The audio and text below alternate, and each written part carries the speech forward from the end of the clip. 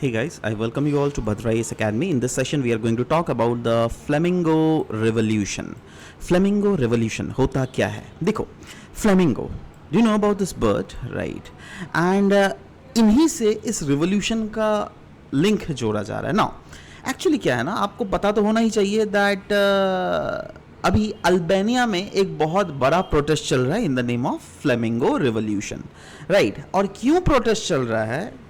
क्योंकि Donald Trump के जो जमाई राजा है ना, ये है जमाई राजा उन जिन्होंने इनकी बेटी से शादी किया है. इनके जमाई राजा अल्बानिया में एक रिजॉर्ट खोलना चाहते हैं कोस्टल रीजन में, और वहाँ के लोगों ने प्रोटेस्ट करना स्टार्ट कर दिया है ना. सवाल होता है अल्बानिया, जब मैं बोल रहा हूँ ये है कहाँ? अल्बानिया एक यूरोप का कंट्री है, राइट. ये देखो, ये है इटली, राइट. ये है ऑफ कोर्स बीच में जो आता है एड्रियाटिक सी, इधर आता है आयोनियन सी, और ये है हमारा जो है Albania. So you can clearly see that it is touching with the borders of Adriatic Sea at the north and south के तरफ Ionian Sea से ये अपना border touch कर रहा है.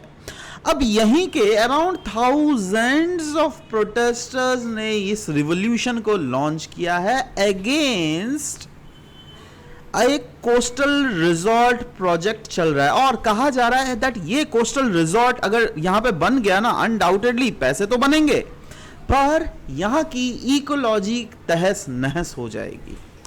तो इसीलिए they have launch this revolution called flamingo revolution. ये एक mass environmental and civil society protest movement है अल्बानिया में, और ये अपोज कर रहा है एक लग्जरी टूरिज्म प्रोजेक्ट जो क्या बनाया जा रहा है बाय जारेद कृष्णर, जो क्या सन इन लॉ है यूएस प्रेसिडेंट डोनाल्ड ट्रंप के. और ये प्रोजेक्ट एक इकोलॉजिकली सेंसिटिव एरिया में सेटअप किया जा रहा है. इसका मेन एम है इस पूरे रिवोल्यूशन का दैट इस जो लग्जरी रिजॉर्ट प्रोजेक्ट है इसको हॉल्ट किया जाए. करो, आप दूसरे जगह करो ना, आप इकोलॉजिकली सेंसिटिव जोन में क्यों कर रहे हो, राइट.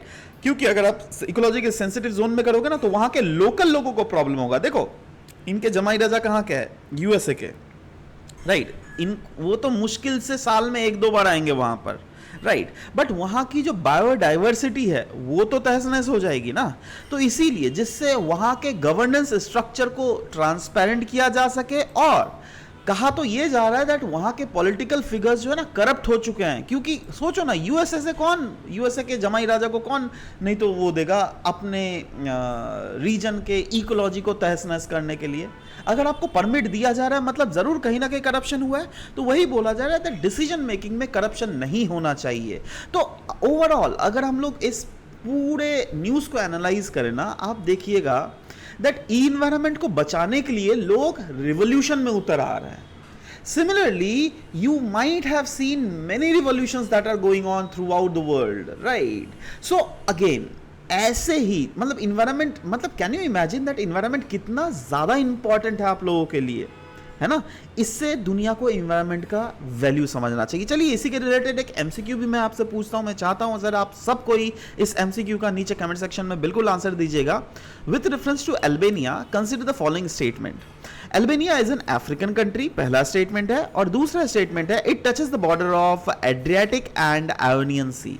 आपको बताना है इनमें से करेक्ट स्टेटमेंट कौन सा है. 1 only, 2 only, both 1 and 2, neither 1 nor 2. नीचे कमेंट सेक्शन में बिल्कुल अपना आंसर्स लिखिएगा. I will be waiting for your answer to come up. This was all about the discussion. Thank you.